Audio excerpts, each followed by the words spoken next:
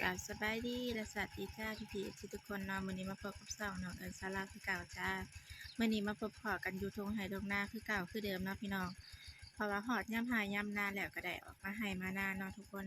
มื้อนี้ได้มื้อเลิกงามยามดีเนาะออกมาตกกะเนาะทุกคนมื้อวันที่29ถึงวันศุกร์เนาะที่แม่เคยเฮ็ดนาวันศุกร์เนาะแหกนาก็แหกวันศุกร์ตกกะก็ตกวันศุกร์เนาะคันใดดำก็ดำวันศุกร์เนาะทุกคน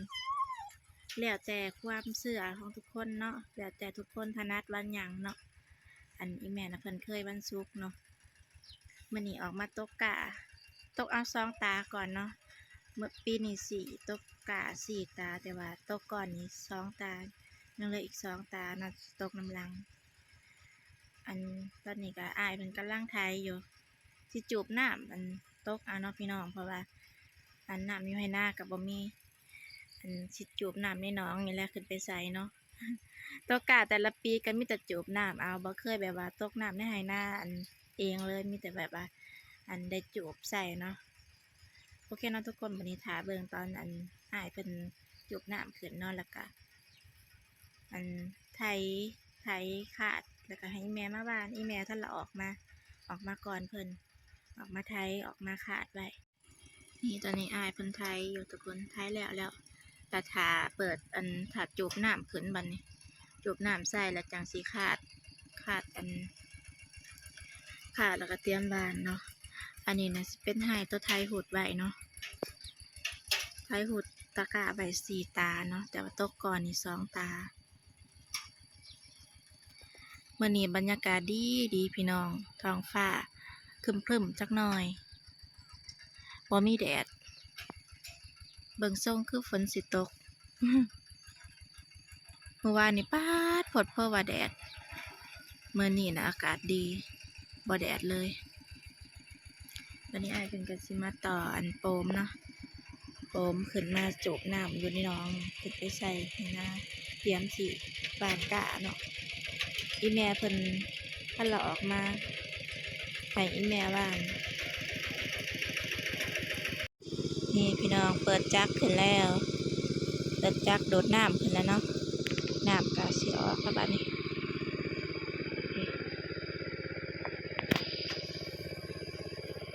ออกแล้วพี่น้องแต่สิเตรียมอีกเนาะแต่ว่าซ้ายเอามาอันหนึ่ง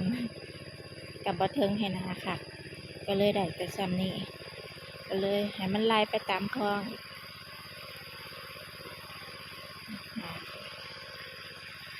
ดื้อ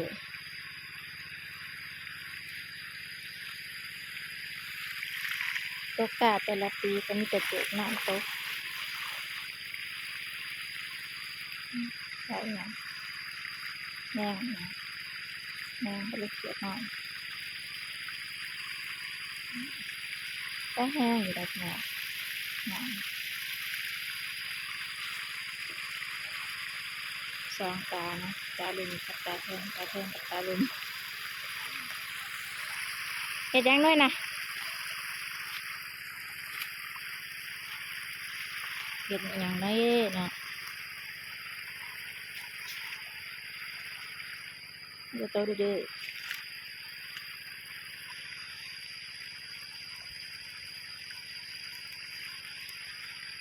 รอให้น้ำเต็มนะถ่ายให้น้ำเต็มแล้วจังเปล่งลงให้ลมอีก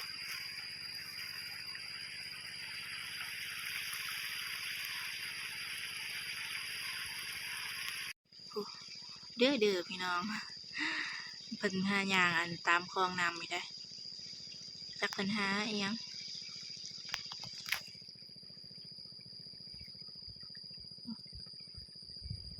เป็นหน่อยก็เลยไล่หยอกก็เลย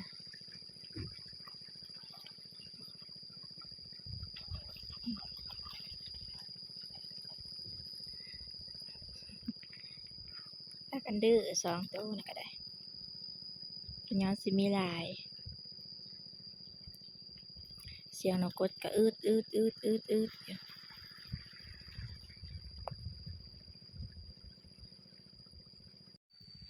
นี่ทุกคนตอนนี้ผ่านไปประมาณ20นาทีเนาะเกือบ30นาทีก็เต็มดังไห้หนึ่ง บัดนี้เป่งลงให้ลุ่มบัดนี้อีแม่ก็ออกมาแล้วบัดนี้สิให้อ้ายเพิ่นขาดเนาะขาดให้อีแม่บ้านตกกะครั้งแรกของปีเนาะพี่น้องปีนี้ทั้งสีดำทั้งสีหวานน้ำเนาะนาให้ใหญ่ๆสิหวานเอาให้น้อยๆแล้วก็ดำเอาตกกะสีตาพอ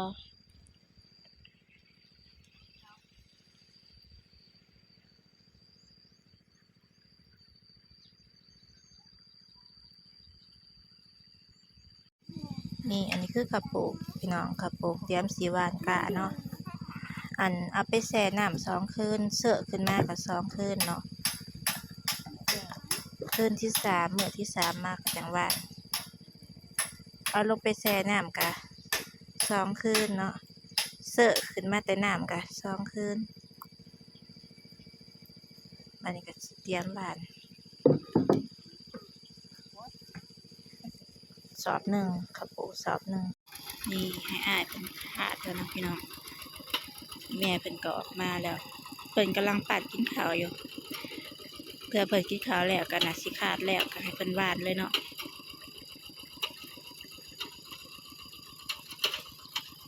เป่งลงมาให้นี่จ้ะ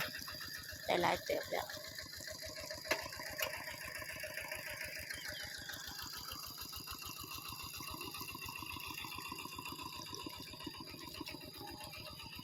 หยา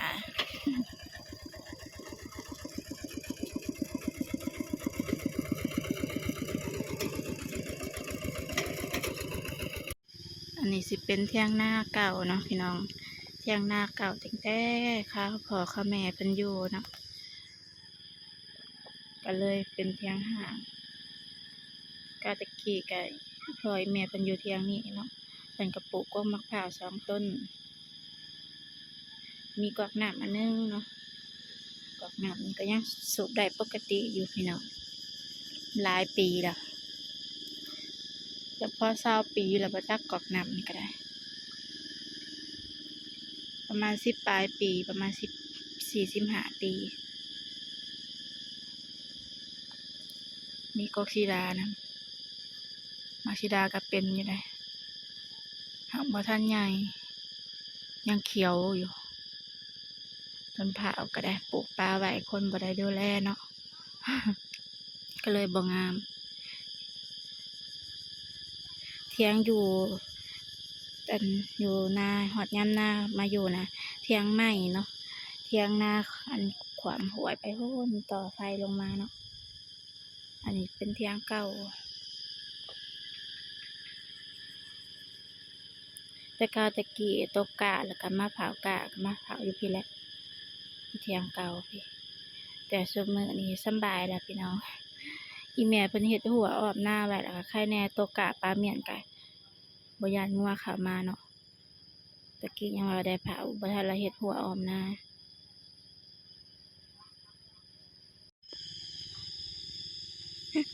เห็นงูพี่น้องงูข้าวเหลืองอะไรมาเห่านะแม่ตายแล้วเห็นอยู่บ่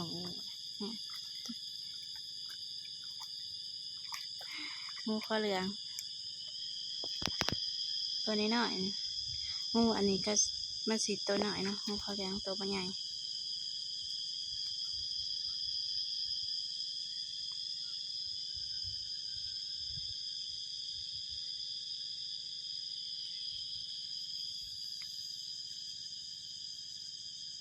ลอยมาหา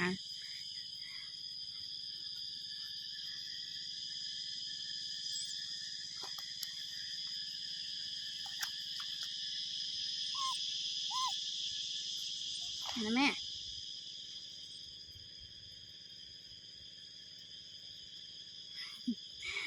หมาหลัดมัน2 ตัวมันก็เดือดไปข้างนั้นเดือดไปข้างนี้อยู่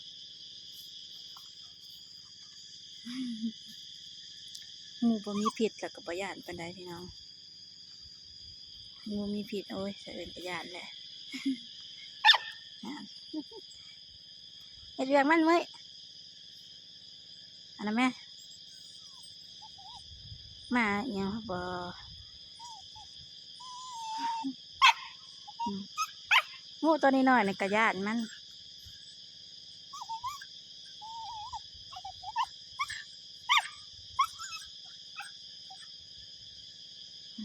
บ่กล้าเฮ็ดจับหมาก็ได้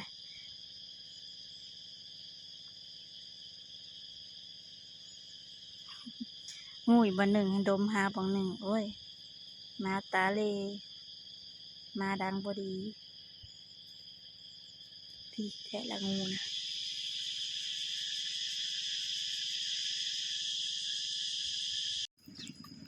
ใหญ่อันลานเพิ่นสูบเบิ่งน้ำเนาะพี่น้องยังออกปกติอยู่บ่ ยังออกอยู่เนาะอืมกอกบ่ได้ใส่หลายปีก็ยังสูบได้คือเก่าเนาะกอกอยู่เที่ยงเท่านั้นผัดมุ่นล่ะใส่ประจำก็เลยมุ่นงัวเห็ดแนวสูบมันหักกอกตัวนั้นไม่สูบเฮาสูบเป็นนะแต่กอกตัวนี้นะไปว่าน่าสิเป็นน้ำเห็ดหัวอ้อมหน้าแล้วงัวขาวบ่ได้เลยก็เลยบ่มุ่นตาพี่น้องตอนนี้น้ำในน้องบกหลายเติบแล้วทุกคนขนาดจูบใส่น้ำมัน2 ไห้ยังไงนะจูบน้ำใส่2 ไห้หนึ่งก็ยังบกจนจากเบิดเพราะว่าน้ำน้องนี่มันบ่เลิกคนใดเนาะน้องบ่ได้เลิกกับน้ำกับบ่ทันได้เต็มขากคนใดน้ำบ่ทันได้เต็มน้องหมามันตื่นเสียงกันน้ำมันกิ่วเขาเสียงจีดจีดจีดมันตื่นมันพัง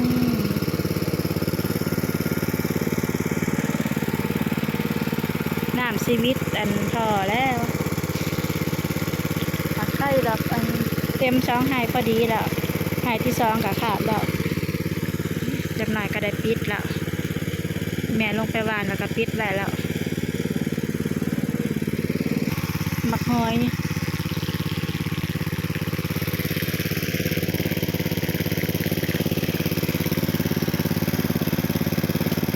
หอยจูบ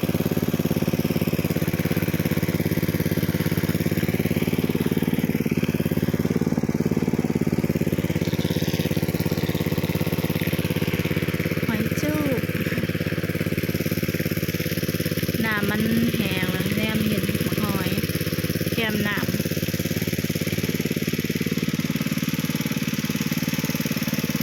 แห้งแล้วสิอันที่สอนเบิ่งว่าสิถืออิหยังแต่ส่วนร้ายก็สิมีแต่กระปูกับเขียดแตกเขาแล้วเนาะในน้อง ลูกหัวกบจักมีบ่มีเนาะเพราะว่าสอนแต่โดนแล้วก็เห็นบ่หลายพวกกบกันนี่ตอนนี้แม่กำลังหวานพี่น้องหวานกะภาษาบ้านเฮาเอิ้นตกกะเนาะ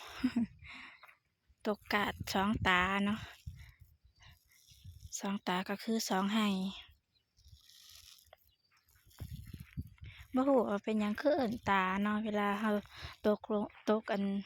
หว่านกันข้าวเสร็จแล้วหว่านกะเสร็จแล้วก็เอิ้นเป็นตา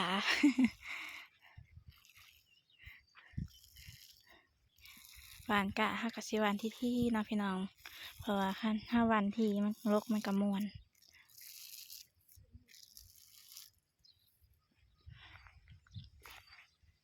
ข้าวก็กำลังแตกหน่อเสอะขึ้นได้2 คืนเนาะ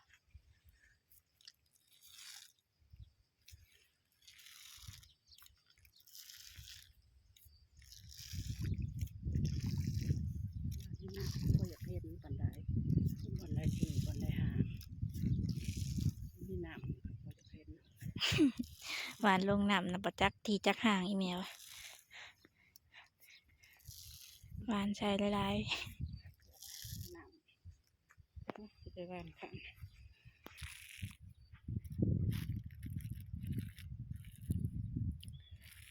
หวานกะหวานกะ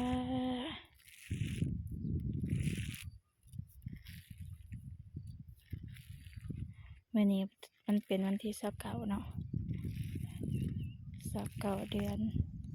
พฤษภาคม แต่เดือนลาวนะเป็นเดือน7 10เดือน7เพ่งแล้วประจัก11ปล่อยว่าปีนี้82คนเนาะพี่น้อง82คนคน2ใจว่าซั่น82คนแต่คนน่ะใจเดียวเนาะพี่น้อง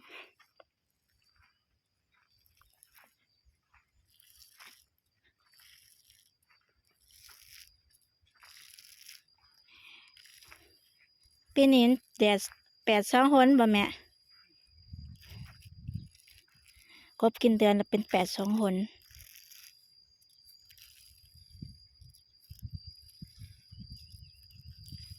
คันปีใด82คนน่ะสิเฮ็ดหน้าหลาพี่น้อง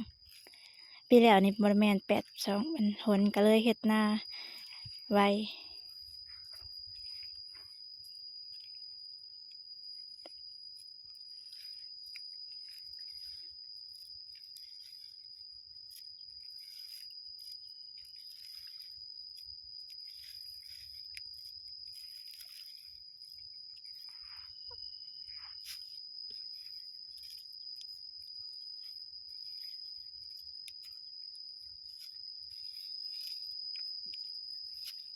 เบิด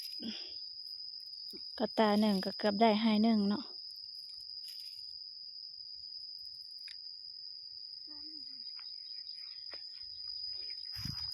ไปเอาอีก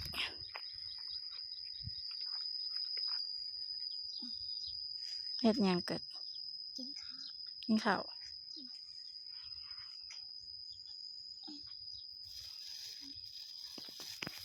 กินแต่ข้าวคนใดเวียก คนบ่มีเพื่อนอยากตายแล้วก็ค่ะ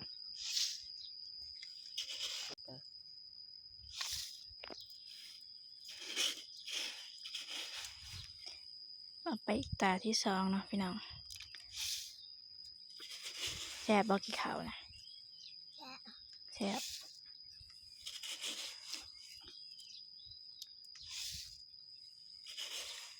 กินกับอีหยังกินกับทอดปลา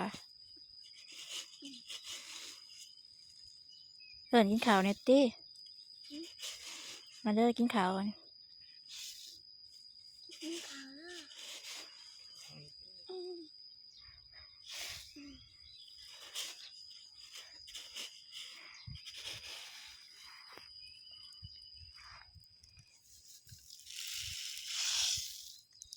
ข้าวกำลังแตกหน่อ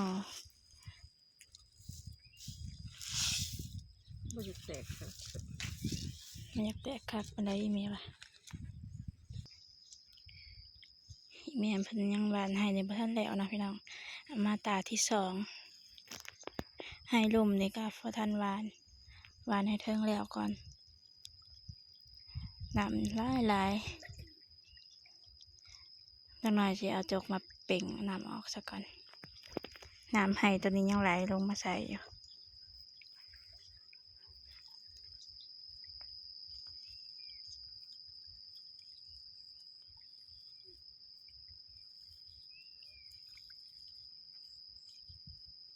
นี่พี่น้องอีแม่วานแล้วเบิดสองหายแล้วทุกคนตอนนี้ก็ได้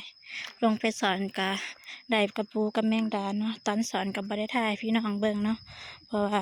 บ่มีคนจับกล่องให้ บ่มีมือกล่อง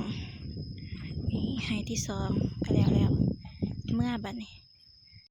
ตัวนี้มาหอดเฮือนแล้วพี่น้องอันนี้คือผลงานที่สอนมื้อนี้เนาะมีแต่กระปูได้แต่กระปูมาหอดเฮือนเลยมันฮ้อนพี่น้องบรรยากาศก็ได้ไฟเฮากลับมาพอดีมาหอดเฮือนพอดีเห็นดอกไฟหูนะโอ้เย่ไฟมาแล้ว